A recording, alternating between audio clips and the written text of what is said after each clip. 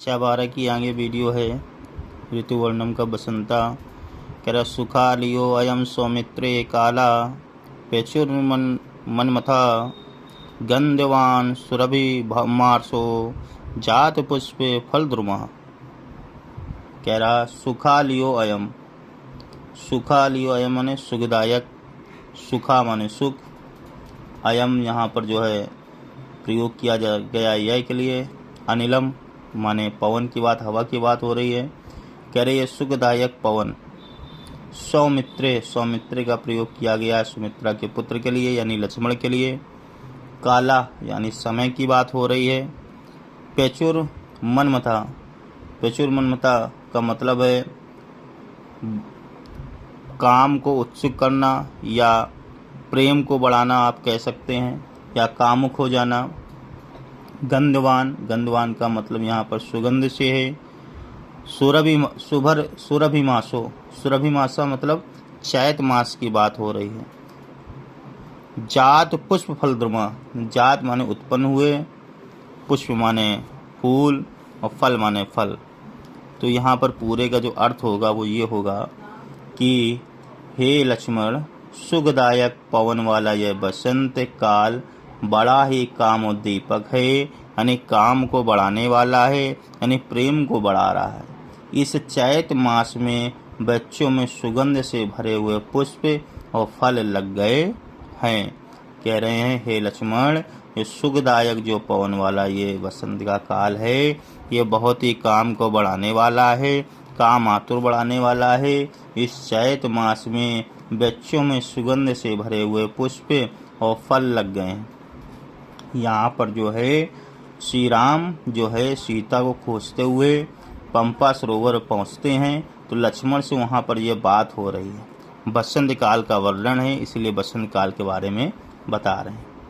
आगे इसी के जो है अगली सूक्ति है, इसी सूक्ति में कह रहे हैं पश्य रूपाणि सौमित्रे वनानां पुष्पशालिनां सज्जतां पुष्पवर्षाणि वर्षम तोय मुचाम्यु। कह रहे हैं पश्य रूपाणि सौमित्रे वनानां, यहाँ पर जो है फिर उसी बसंत के बारे में बात की जा रही है। रूपाणी माने रूप, सौमित्रे माने फिर सौमित्रा के ही पुत्र की बात हो रही है, वन की बात हो रही है।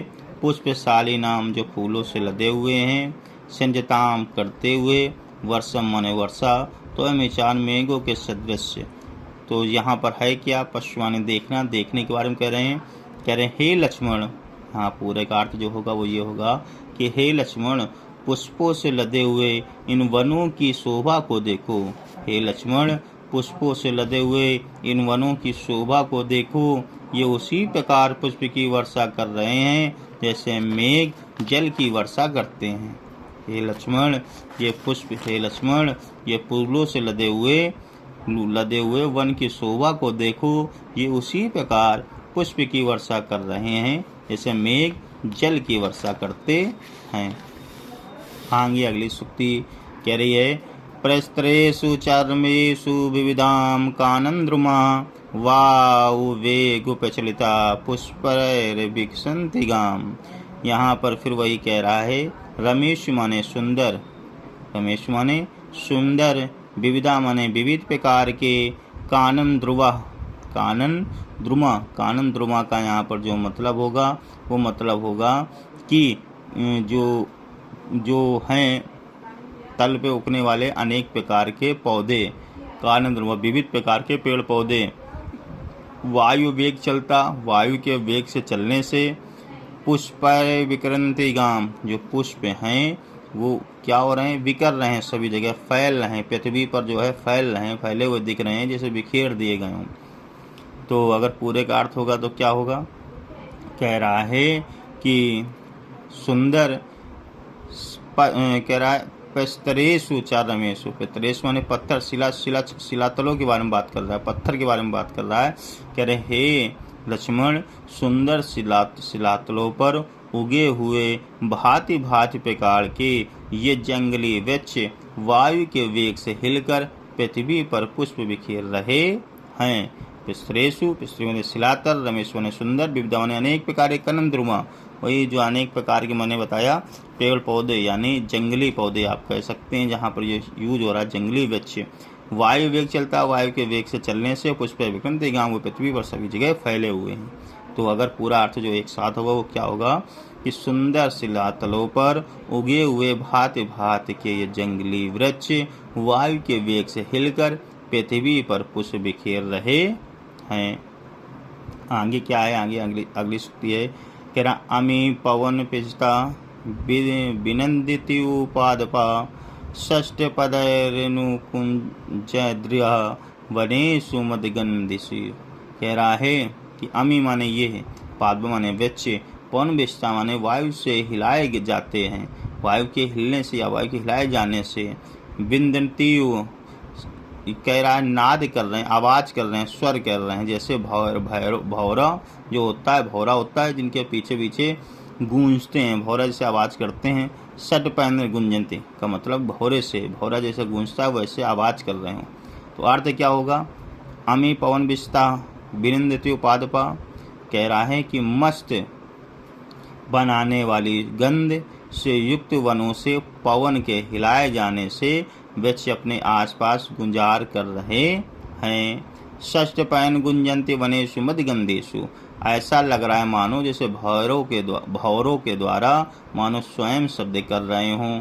कहने का मतलब ये है कि वृक्षों पर मंडराते हुए जो भौरा गुंजार के रूप में स्वयं वृक्ष का शब्द कर रहे हैं, जो भौरे बोल रहे हैं वृक्ष के चारों आ करके, तो उसमें ऐसा लग रहा है इससे वो भौरा ना बोल करके ये मस्त सुगंध प्रदान करने वाले वृक्ष ही बोल रहे हो।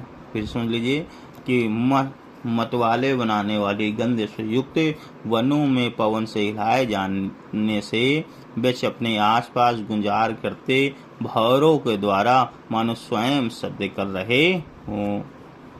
अगला कह रहा है, सुपुष्पितान सुपश्येतान कणिकारान समतता हाटक प्रति संचनान नरान पीताम्बरन्यु।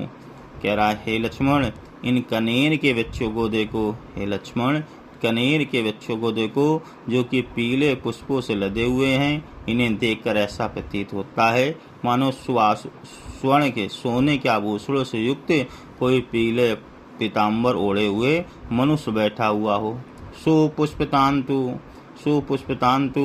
पश्यताम, ये कनेर के फूलों को देखो, कणिकरान समता जो सोने के समान लग रहे हैं, हाटक प्रतिचम पिताम ऐसा लग रहा है सोने से ढके हुए हैं, नरान माने कोई नर, पीताम्बरान्यु जो पीले वस्त्र ओढ़े हुए हैं। दोनों का जो अर्थ होगा वो ये होगा, हे लक्ष्मण इन कनेर के वृक्षों को देखो जो कि पीले फूसों से लदे हुए हैं। इन्हें देखकर ऐसा प्रतीत होता है कि किस आभूषणों से युक्त कोई पीले वस्त्र ओढ़कर मनुष्य बैठा हुआ हो।